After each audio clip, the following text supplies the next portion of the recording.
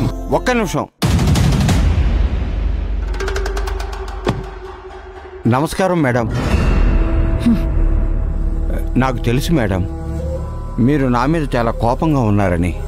విషయం చెప్పండి. మీరు నన్ను క్షమించాలి మేడం. మీ గొప్పతనం తెలియక ఆ రోజు మీరు ఆఫీస్కి వచ్చినప్పుడు చాలా తప్పుగా మాట్లాడారు మేడం. ఒక కొండను చూసి కుక్క మురిగిందని క్షమించండి మేడం. నా వల్ల పెద్ద తప్పు జరిగింది. దీనికి కారణం ఆ రావణే.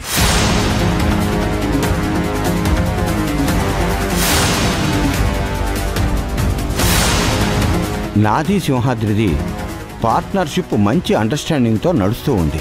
కానీ ఆ రావణ్ నన్ను పిలిచి బస్ ట్రాన్స్పోర్ట్ మొదలు పెట్టమని చెప్పాడు.